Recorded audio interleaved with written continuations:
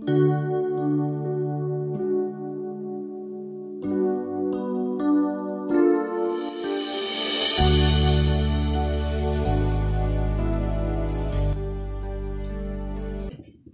मैत्रिणींनो, welcome back to my channel आणि मी कोमल तुमचं माझ्या यूट्यूब चॅनलमध्ये खूप मनापासून स्वागत करते। तर इथे वाजले आहेत संध्याकाळचे 6 आणि इथे मी पाणी गरम करायला ठेवलं होतं तोंड हातपाय धुण्यासाठी। तर संध्याकाळी मी फ्रेश झाली अशी मस्तपैकी, कारण की आपण दिवसभराचा थकवा असतो, संध्याकाळी थोडंसं फ्रेश व्हायचं असतं, म्हणून मग मी इथे तोंड वगैरे धुवून आता मी थोडीशी रेडी होणार आहे। तुम्ही पण होत असाल संध्याकाळचं रेडी। तर इथे मी मॉइश्चरायझर लावते आहे, निवियाचं सॉफ्ट मॉइश्चरायझर आहे, ते ऑल स्किन टाईप आहे। तुम्ही कोणतं यूज करता हे मला नक्की कमेंट करून सांगा। मला हे सूट होतं म्हणून मी हे लावते। तर संध्याकाळच्या रुटीनमध्ये माझं हे ठरलेलंच आहे जेव्हापासून मी जॉब स्विच केलं तेव्हापासून। तर इथे मी वॅसलीन अप्लाय करते आहे लिप्स, कारण की थंडीमुळे खूप ड्राय होतात ते। तर वॅसलीन आणि मॉइश्चरायझर मस्ट आहे, हे मी यूज करतेच। त्यानंतर इथे मी केस करते आहे माझे, कारण की दिवसभर कसेही टाय केलेले असतात, मग संध्याकाळी त्यांना थोडंसं कोंब करायचं। तर इथे व्यवस्थित केस विंचरून घेणार आहे, कारण की बघा संध्याकाळी जर आपल्या घरी कोणी आलं तर आपला चेहरा असा थकलेला नाही दिसला पाहिजे, टवटवीत दिसला पाहिजे आणि आपल्याला पण पुढचं काम करायला थोडीशी एनर्जी येते। तर इथे अशी मी रेडी झालेली आहे, सगळं सामान मी परत ड्रॉवरमध्ये ठेवले आणि चला तर मग आता देवबाप्पाच्या पाया पडूया। तर यांनी इथे देवबाप्पाला दिवाबत्ती केली, उदबत्ती फिरवतात इथे धूप, आणि त्यांचं दर्शन घेऊन झालं की मी दर्शन घेणार आहे।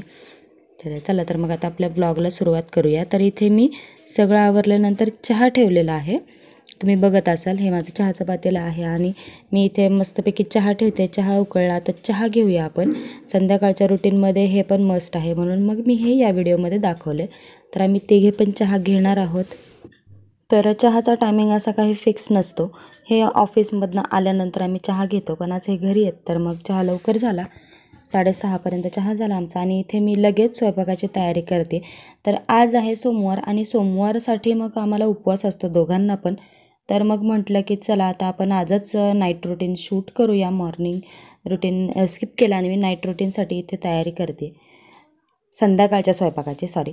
तर इथे मी कुकर लावते, हळद मीठ घालून मी इथे डाळ लावलेली आहे कुकरला, आणि लगेच मी एका बाजूला इथे तांदूळ धुवून लावणार आहे, कारण की आपल्याला एकाच पाठोपाठ दुसरं काम करायचं आहे, म्हणजे वेळ आपला वाचतो।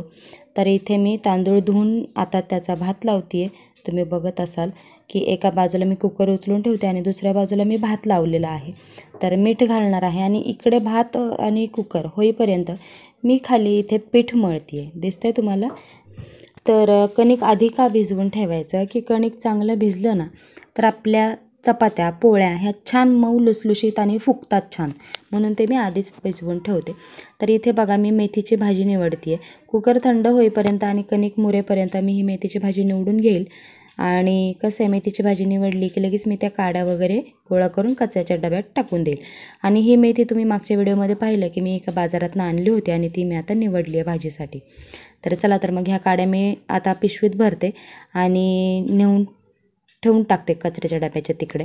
आणि लसूण मला सोलायचा आहे आता, तर मी तो लसूण घेऊन येणार आहे। तर इथे मी अशा 2-3 लसणाच्या पाकळ्या काड्या घेऊन आली आहे, तर त्या मी आता लसूण 2-3 सोलणार आहे। आज माझ्याकडे सोललेला लसूण नव्हता, जर असता तर माझा हा पण वेळ वाचला असता। तर इथे लसूण सोलून झाला आणि मी हा सगळा त्याचा कचरा आता हा मी फेकून देणार आहे लगेचच्या लगेच, खाली काहीच ठेवणार नाही आहे, जेणेकरून घर स्वच्छ राहतं आपलं। तर लसूण सोलून आली, मी हात स्वच्छ धुतले आणि आता मी इथे मिरची कट करून घेते आहे मेथीच्या भाजीसाठी। आणि मेथीच्या भाजीमध्ये कांदासुद्धा घालते मी, कधी कधी घालते कधी कधी नाही घालत। तर तुम्ही कांदा घालता का मेथीच्या भाजीमध्ये? जर नसेल घालत तर एकदा कांदा घालून मेथीची भाजी करून बघा, खूप टेस्टी लागते मेथीची भाजी कांदा घातल्यावरती। तर आता इथे बघा आपला भात रेडी झाला, कुकरमध्ये डाळ शिजवून झाली, मेथीची भाजी निवडून झाली, मिरची कांदा लसूण हे चिरून झालं। आता आपण देणार आहोत मेथीच्या भाजीला फोडणी। तर फोडणीसाठी इथे मी लसूण मिरची आणि कांदा ॲड करून आहे ना मेथी इथे बनवते। तर हे पण नाईट रुटीनमध्ये मी ॲड केले की मी मेथीची भाजी कशी बनवते, रेसिपीसुद्धा तुम्हाला होऊन जाईल आणि माझं नाईट रुटीन पण समजेल। तर इथे बघा मेथीची भाजी रेडी पण झाली आहे। मेथीच्या भाजीला किती 5 ते 7 मिनटामध्ये मेथीची भाजी रेडी होते। तर तिकडच्या बाजूला मी पातेलं ठेवले, त्यामध्ये मी डाळ फोडणीला टाकलेली आहे। तर इथे डाळ पण झाली. आता मी बनवणार आहे भजी, कारण की सोमवार आहे, उपवास आहे, त्यामुळे मग मी बटाट्याची भजी चॉईस केली, कारण की आधीला खूप आवडते. तर इथे मी पटपट असा बटाट्याच्या स्लाइस करून घेते आणि बटाट्याची भजी आता मी बनवणार आहे. तर चला तर मग बनवूया बटाट्याची भजी. भजी मी ज्या कढईमध्ये बनवणार आहे ना, त्याच कढईमध्ये मी हे स्लाइस करून बटाटे धुवून ठेवलेत पाण्यामध्ये.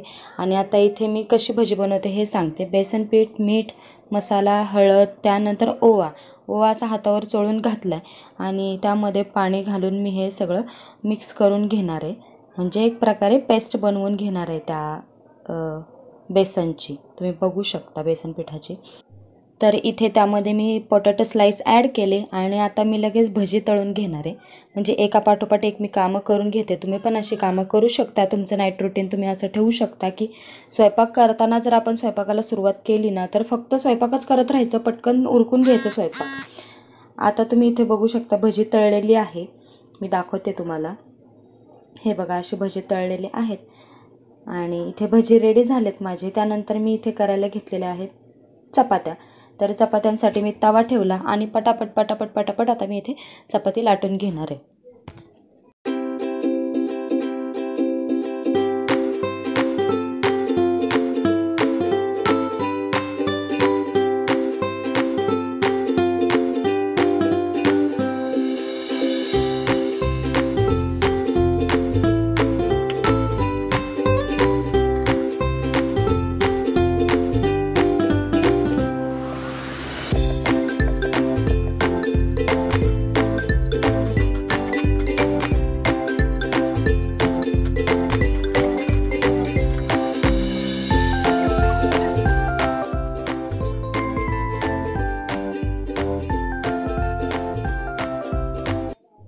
तर आता इथे स्वयंपाक झाला, देवबाप्पाला नैवेद्य दाखवून झाला. आता इथे जेवण करणार आहोत आम्ही.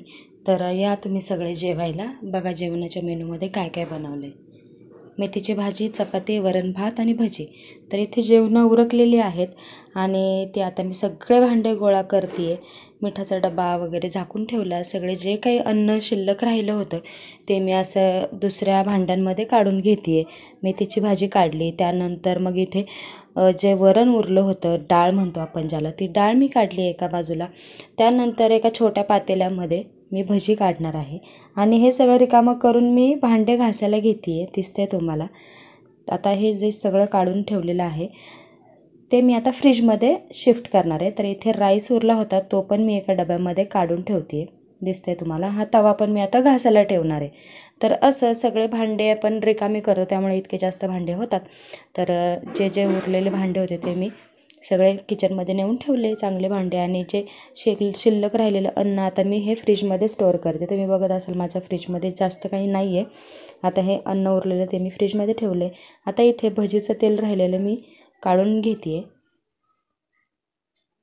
रात्री जे भजी मी तळणार ते त्याचं तेल मी काढून ठेवते आहे आणि सगळे भांडे मी इथे घासायला घेतले. हे माझं नाईट रुटीन आहे.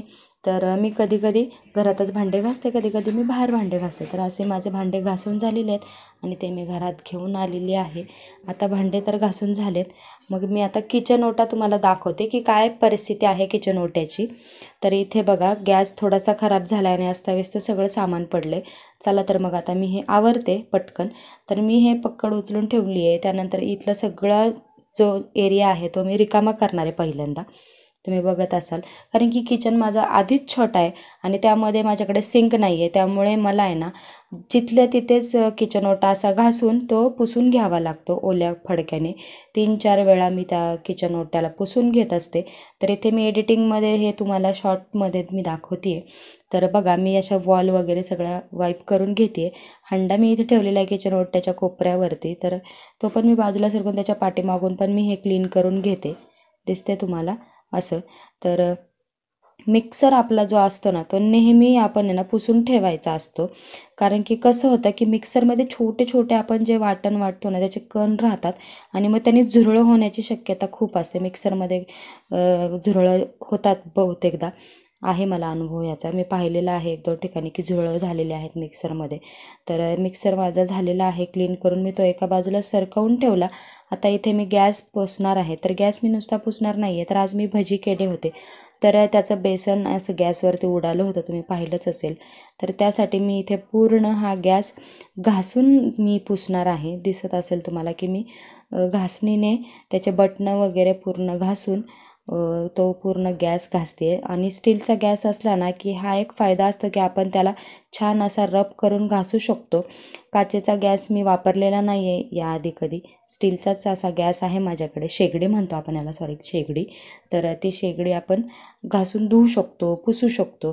तर असं मी इथे शेगडी ही पुसते आहे. कधी कधी मला वाटलं तर मी रेग्युलेटर काढून डायरेक्टली बाहेर घेऊन जाऊन ते गॅस धुते.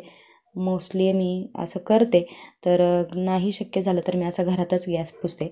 मला वाटतं माझ्यासारख्या बऱ्याचशा गृहिणी असतील ना तर त्या घरातच अशा गॅस पुसत असेल. आता सगळ्यांकडेच किचन ओट्याला सिंक अटॅच असतं असं नाही, कारण की माझ्या इथे नाही आहे म्हटल्यावरती काही घरांमध्ये नसेलसुद्धा. आणि पूर्वीच्या घरांमध्ये नव्हतंच सिंक बरं का. आणि हे आमचं बांधकाम खूप जुनं आहे त्यामुळे मग इथे सिंक नाही आहे. तर आता मी हे किचन ओटा क्लीन करते आहे, वरचे वॉल क्लीन करते आहे. मी आता फक्त इथे गॅस क्लीन केलेला आहे शेगडी. तर शेगडीच्या खालचं मला क्लीन करायचं राहिलेलं आहे, कारण की आपण अन्न शिजवतो तर ते खाली सांडतंच गॅसच्या खाली, तर ते पण आपण क्लीन केलं पाहिजे. तर इथे मी गॅसच्या ज्या मांडण्या आहेत ना त्या पुसून घेते, कारण की काय होतं, तर मी इथे खालचं गॅसच्या खालचं शेगडीच्या खालचं पण घासून पुसून घेते आता. दिसतंय? हां. तर मी काय म्हणत होते, हां, तर गॅसच्या मांडण्या मी पुसून का घेते, कारण की मी घासून वगैरे ठेवायची भांड्यांमध्ये, तर हळूहळू त्याला गंज चढायला लागला. त्या भांड्यांचं पाणी उघळ वगैरे आले की गंज चढायला लागला. त्यामुळे मग मी जेव्हाच्या तेव्हा त्या मांडण्या ज्या आहेत ना त्या धुवून पुसून लगेच ठेवून टाकते, म्हणजे त्या कमी गंजतात आणि कमी खराब होतात, त्या तुटत नाहीत. तर असं. तर इथे छानपैकी गॅस पुसून झालेला आहे माझा. आणि आता मी त्या गॅसच्या मांडण्या पूर्ण जॉईंट करते, त्याला बटणं लावून घेते आहे. बटणं पण तुम्ही नक्की धुवत जा, कारण की बटणांमध्ये पण आहे ना अन्नकण राहिले तर झुळं होतात. कारण की आता इथे कसं, मी ऑफिसला जात नाही आहे, त्यामुळे मग मला असा भरपूर वेळ आहे. ज्या गृहिणी ऑफिसला जातात त्यांना इतका वेळ नाही मिळत, मग झटपट काम आवरायचं आपण बघतो. माझ्यावरनं मला अनुभव आहे.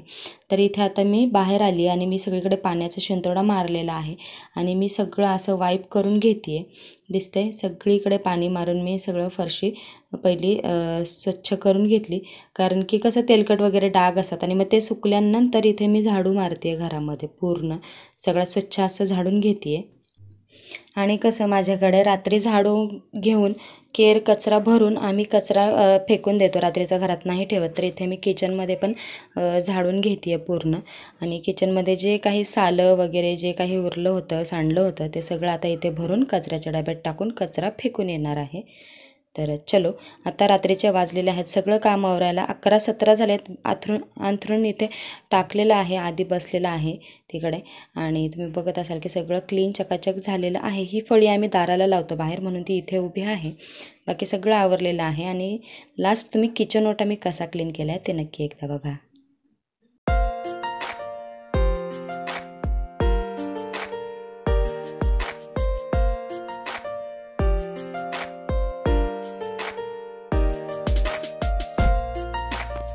चला तर मग आजच्या व्लॉगमध्ये इतकंच. व्लॉग आवडला असेल तर लाईक करा आणि सबस्क्राईब करा चॅनलला. Bye bye.